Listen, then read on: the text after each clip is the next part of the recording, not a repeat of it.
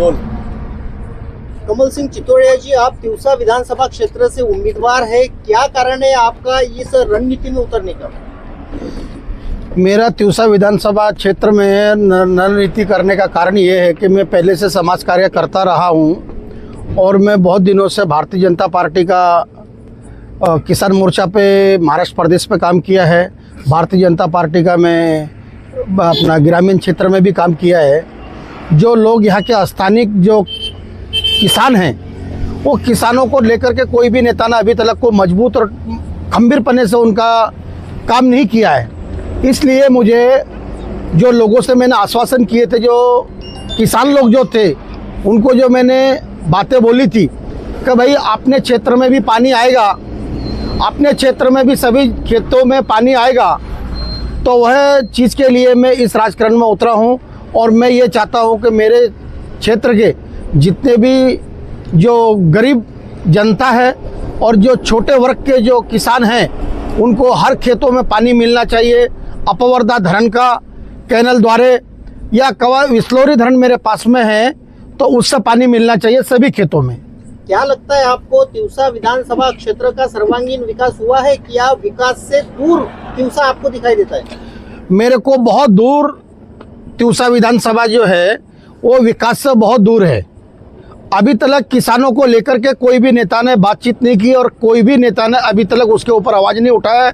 वो चाहे बीजेपी का रहे या कांग्रेस का रहे या राष्ट्रवादी का रहे या सेना का रहे, कोई भी रहे, जितने भी बड़े बड़े लोग जो बाहर से आ रहे हैं और जो सभा कर रहे हैं, जो जिसका कैंडिडेट है वो कैंडिडेट की तरफ से वो लोग सभा कर रहे हैं, लेकिन वो किसानों के लिए जो स्थानीय लोगों को जो प्रॉब्लम है उसके लिए अभी तक किसी ने बात नहीं की है। आप बीजेपी से जुड़े हुए थे, क्या आपने बीजेपी को टिकट की दावेदारी नहीं की? टिकट बीजेपी को नहीं मांगा आपने? मैंने बीजेपी को टिकट मांगा, लेकिन बीजेपी ने कुछ वजह से मुझे नकार दिया गया। क्योंकि मैं छोटे समाज से हूँ, इसलिए समाज के हित में रह के उन्होंने निर्णय लिया है और मैं उससे बंडखोरी की कि मैं बंडखोरी करूँगा तो मेरे से जो क्षेत्र के जो किसान हैं, जो मध्यम वर्ग के लोग हैं, युवा लोग हैं, जो घरकुल के मुद्दे हैं और जो लोगों को अभी तक नौकरी नहीं मिली है, जो लोगों को अभी तक हामी भाव, अपने खेत के माल का हामी भाव, सोयाबीन हो गया, तुअर हो गया, चना हो गया, उसका हामी भाव मिलना चाहिए, कपासी का हामी भाव मिलना चाहिए, जो कि अभी तक नहीं मिला। इसलिए मैं ये क्षेत्र में उतरा हूँ। रोजगार निर्मिति में तिवसा विधानसभा क्षेत्र काफी पिछड़ा हुआ दिखाई देता है। आप यदि यहाँ से विधायक चुने जाते हैं तो रोजगार के लिए आपकी क्या प्राथमिकता रहेगी?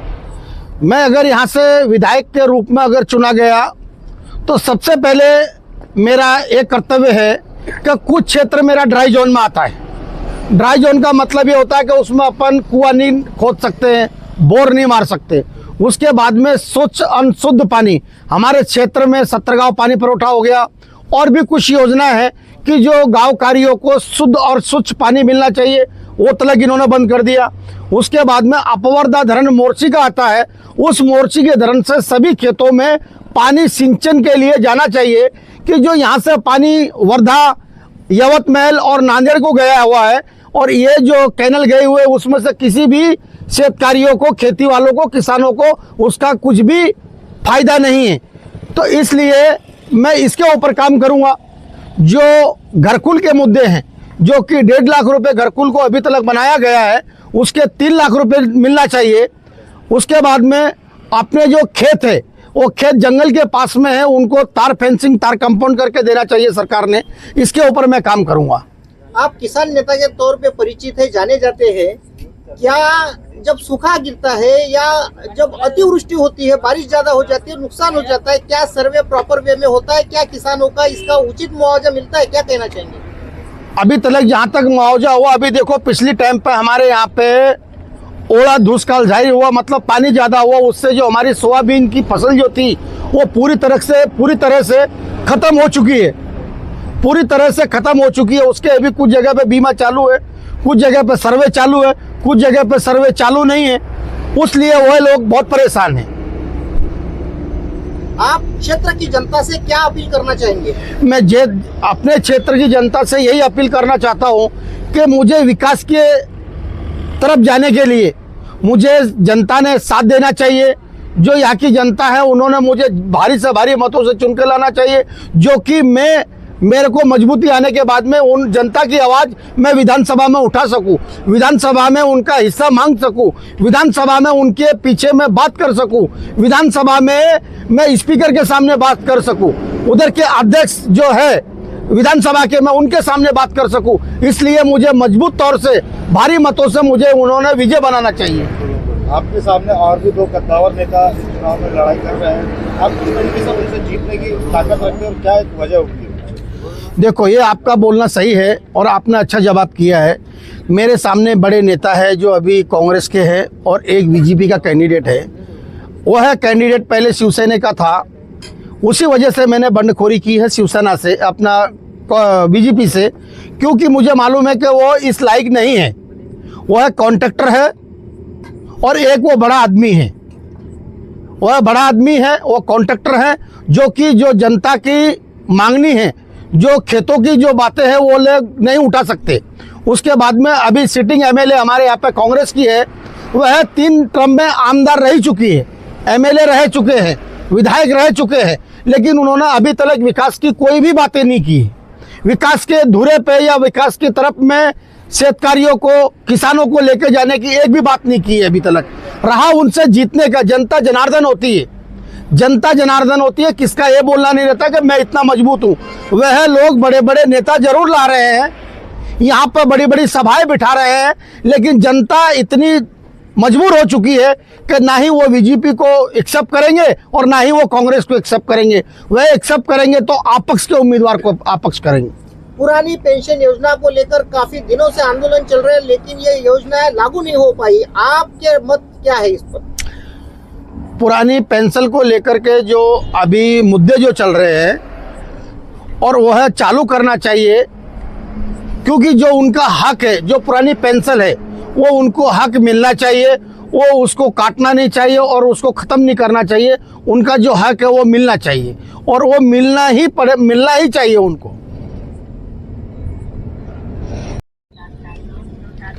पीएससी के मुद्दे के ऊपर मैं बोलना चाहता हूँ। पीएससी का मतलब ऐसा है कि जो सरकारी दवाखाने हैं, सरकारी दवाखाने हमारे क्षेत्र में बिल्कुल नहीं है तो उनका जो टाइम पे दवाखाने में डॉक्टर रहना, वह डॉक्टर नहीं रहते हैं। अगर किसी को सांप ने काटा या किसी को हृदय रोग हुआ या किसी को इमीडिएटली अगर दवाखाने में जाना है तो उसके लिए एम्बुलेंस हमारे क्षेत्र में नहीं है।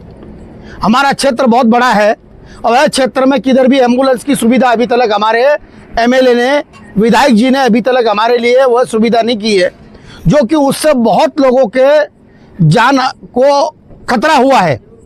या कोई से किसान अगर अपना आत्महत्या करना चाहता है, अगर उसको बचाने के लिए अगर बड़ी सिटी में जाना पड़ता है तो आजू बाजू की गाड़ी मांगने में ही लेट हो जाते हैं, लेकिन वहाँ पे एम्बुलेंस की कोई भी सुविधा नहीं है। तो इसलिए हमारे क्षेत्र में एम्बुलेंस की सुविधा होनी चाहिए। जो छोटे छोटे खेड़े हैं उसमें जो पीएससी सरकारी बना करके रखी है, वहाँ पर 24 घंटे डॉक्टर उपलब्ध रहना चाहिए और वह उपलब्ध रहेंगे तो लोगों को अच्छा लगेगा और लोगों को बहुत अच्छे तरीके से अपन सपोर्ट कर सकते हैं, किसानों को सपोर्ट कर सकते हैं।